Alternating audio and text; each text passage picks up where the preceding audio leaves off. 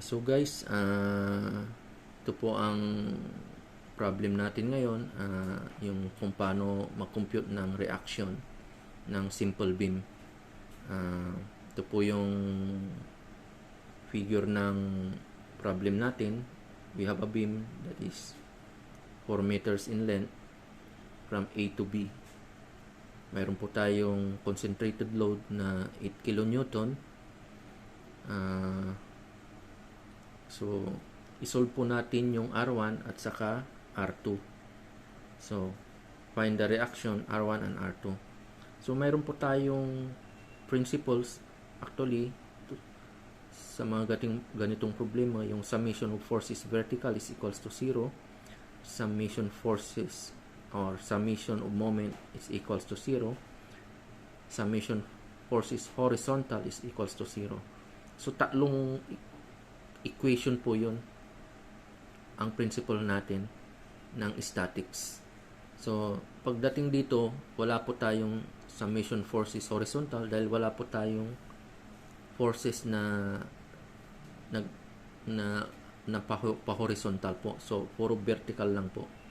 Of course, may moment po tayo dyan para makuha natin yung R1 sa R2. So, ganito po, yung first na gagawin natin equation, kukunin po natin sa summation forces vertical is equals to 0. Assume po natin na lahat ng pataas is positive para hindi po tayo malito. Lagyan po natin ng sign na lahat ng pataas is positive. So, yung R1 which is pataas, so positive siya. Yung R2 which is pataas, positive din po siya. Yung 8 which is pababa is negative. So, pag sinum up po yan, R1 plus R2 minus 8 is equals to 0. Kailangan yung condition ng equation natin na summation forces vertical is equals to 0. So, kailangan i-equal po natin yan sa 0. Kasi yan po ang rules ng statics po. Na para hindi gumalaw yung beam natin, kailangan balance po siya. Kaya 0 siya. Balance ang upward force niya at saka downward force para hindi po siya gumalaw. So, pag sinimplify mo po ito, R1 is equals to 8 minus R2 equals, sabihin po natin equation 1 dahil hindi pa po natin masosolve yan dahil dalawa po pa yung unknown, R1 at saka R2. Pero may equation 1 na po tayo. So, para kumuha po tayo makuha po natin yung R2, gamitin po natin yung isang principle sa tatlo, yung summation of moments is equals to 0. So, dito po, magsa-summation moment po tayo sa A. Kahit saan po kayo kumuha ng moments, is either A or B, parehas din po yan, answer na yan. So, dito po sa solution natin dito, doon na lang po tayo kumuha ng summation moment at A. So, pag kumuha po tayo ng summation moment at A is equals to 0, so ganito po yan. Consider po natin na clockwise is positive. So, yung 8,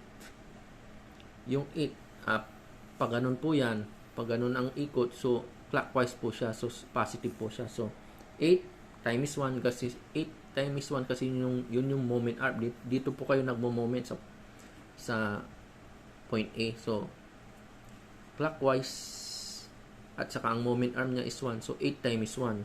So, 8 times 1 minus, kasi yung R2 is counterclockwise. So, ima-minus po ang natin dyan, ang sign natin.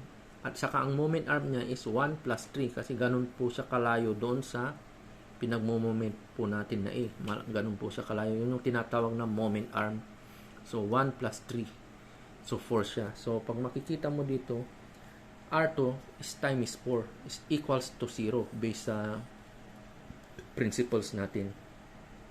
Ngayon, pag sinimplify mo po yan, 8 minus R2 times 4 is equals to 0. 8 is equals to R2 multiplied by 4. R2 is equals to 8 divide 4. So, R2 is equals to 2. Ngayon, ang unit po, kailangan pag nag-answer po kayo, kompleto po, kilonewton. Dahil, kilonewton po ang ginamit natin. Dapat, maging consistent, pag nagsusolve po tayo sa mga ganito, kailangan maging consistent po tayo sa kilonewton. May mga iba pong problema na ginagamitan ng yung nag-iiba-iba po yung kilonewton, kailangan ay nag-iiba po yung mga units, kailangan isa lang na units ang gagamitin nyo. Sa ating problema, pinakasimple lang, kilonewton lang ang ginamit. So, automatic, ang answer po natin na to is kilonewton ang units. So, ganun po yun. Pagkatapos mong makuha ang R2, siyempre, susunod na po yung R1. Pero based sa ating equation, ang R1 daw is 8 minus R2. So, substitute R2 to equation 1. Pag sinubstitute po natin yan is based sa equation 1 natin na R1 is equals to 8 minus R2. So, R1 is equals to 8 minus R2 which is equals to 2. So, R1 is equals to 8 minus 2. So, R1 is equals to 6. Ang units po natin, which is consistent, kilonewton. So, 6 kilonewton. Yan po yung answer natin. Ang R1 po natin is 6. Ang R2 po natin is 2. So, ganun po ang pagkuha nung reaction. Ngayon, dahil simple lang to, pero ituturo ko po sa inyo kung paano rin po mag-check. Kailangan, kasi ang mga ganitong problema po is self-checking po yan. So, pag self-checking mo po, kunwari, i-assume mo na yung principles na summation of forces vertical is equals to 0. So, kasi lahat nakuha mo na po yung force ng R1 at saka R2, subukan mo pong i-substitute doon sa summation of forces is equals to 0 kung magsi-0 siya talaga. So, R1 plus R2 minus 8, which is summation of forces vertical is equals to 0. So, R1 mo is 6. R2 mo is 2. At saka minus 8 is equals to 0. Pag inad po mo po yan, is equals to 0. So, balance po siya. 0 is equals to 0, which is okay. So, tama po yung sagot natin na 6 at saka 2. So, ganun lang po kasimple mag-solve ng simple beam na problem.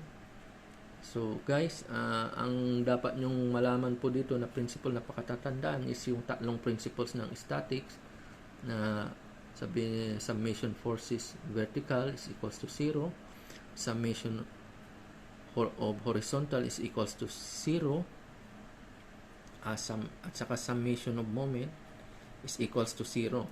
So, pakakatandaan na hindi po natin ginamit yung summation forces horizontal dahil wala pong horizontal sa problem po natin. So, wag po tayong malilito. So, ang ginamit lang po natin is dadalawa lang, which is yung summation forces vertical at saka summation of moments. So, yun lang po. Kaya na natin pong isolve yung problem. So, pakakatandaan na sa principles ng algebra natin na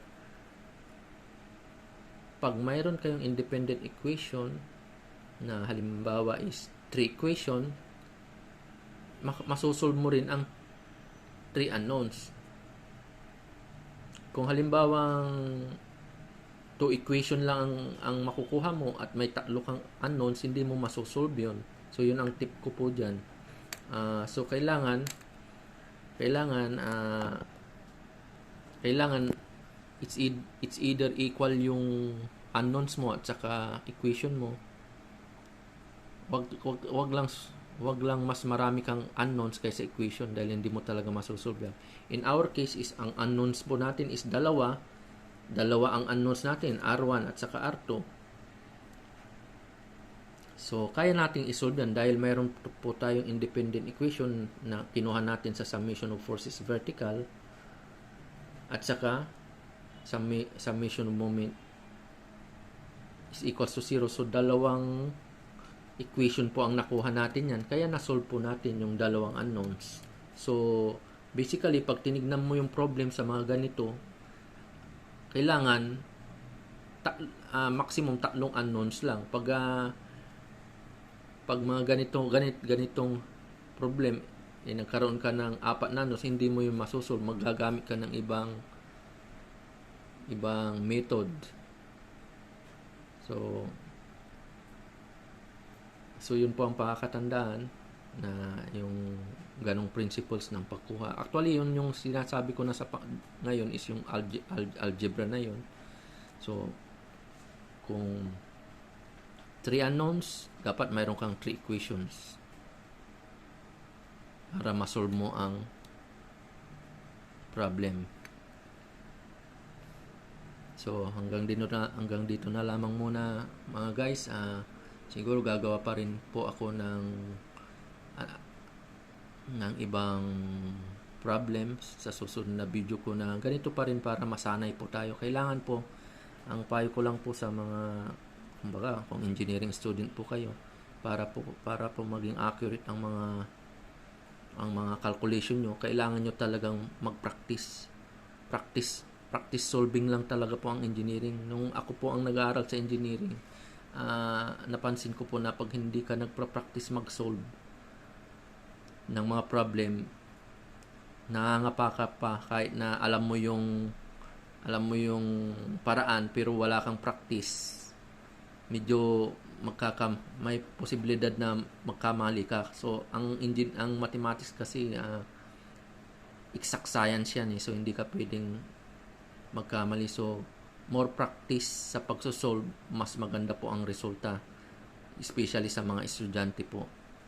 Dahil ganun po ang naging experience ko nung ako po'y naging estudyante rin. So, salamat po sa pakikinig at sana po ay may natutunan po kayo mga guys.